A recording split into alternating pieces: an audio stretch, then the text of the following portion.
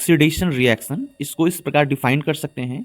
Point note करना कि adding of oxygen and electronegative, ठीक है, यहाँ पे ऑक्सीजन एंड इलेक्ट्रोनेगेटिव के ऐड की बात की गई है।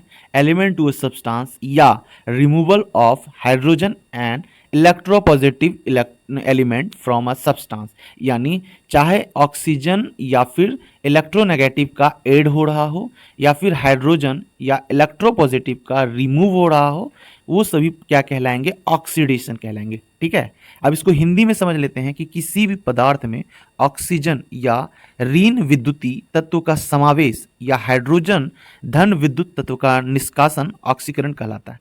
अब इसके एग्जाम्पल को एक एक करके देखेंगे और समझेंगे, क्योंकि सिर्फ डेफिनेशन ही नहीं, उसके साथ हम रिएक्शन को भी देखेंगे तो वो हमारे माइंड में सेट हो जाएगा।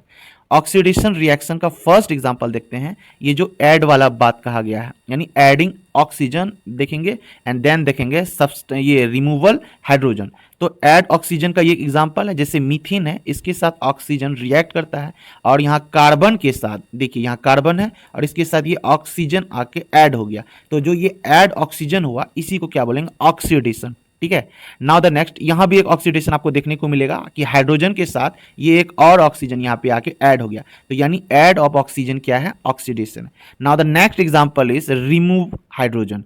यदि किसी भी जैसे रिएक्टेंट H2S है, उसमें O2 से रिएक्ट करा और इससे क्या हुआ, ये H से जो ये सल्फर से जो H लगा हुआ था वो अलग हो गया। ठीक है, अलग होके ये इंडिविजुअल S बन गया। ठीक है, और H2O फिर अलग से रिएक्ट कर गया, यानी H2O के साथ रिएक्ट कर गया। एक तरह से ये डिस्प्लेसमेंट रिएक्शन भी है, यानी विस्थापन अभिक्रिया भी है। ठीक है, तो यहाँ पे क्या हुआ, रिमूव ऑफ हाइड्रोजन, यानी हाइड्रोजन यहाँ पे क्या हो रहा है, हाइड्रोजन का क्या हो रहा है, निष्कासन हो रहा है, यानी हाइड्रोजन का क्या हो रहा है, रिमूवल हो रहा है। तो एडिंग ऑफ ऑक्सीजन का देख लिए और रिमूव हाइड्रोजन का देख लिए। अब नेक्स्ट देखते हैं कि और किस तरह से समझ सकते हैं कि ये ऑक्सीकरण रिएक्शन है। ठीक है, तो एडिंग इलेक्ट्रॉन नेगेटिव, तो जैसे मैग्नीशियम है, इसके साथ अगर F2 को ऐड करेंगे तो MgF2, इसमें क्या होते हैं, इलेक्ट्रोनेगेटिव जो होते हैं वो ऐड हो जाते हैं, जैसा कि हमने यहां भी बताया पीछे। ठीक है, हमने यहां इस वाले में ये दो जो एग्जांपल देखें, किसके देखें, ऑक्सीजन और हाइड्रोजन के ऐड या रिमूव वाली बात।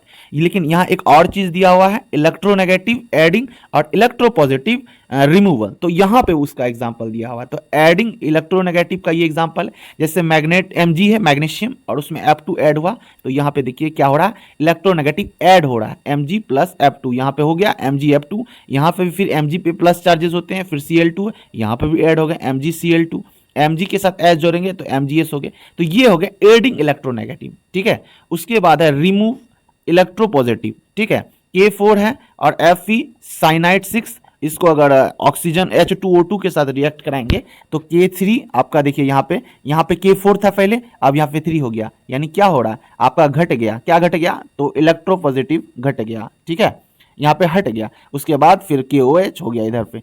ठीक है, तो ये था आपका एडिंग इलेक्ट्रोनेगेटिव और ये है रिमूवल इलेक्ट्रोपॉजिटिव।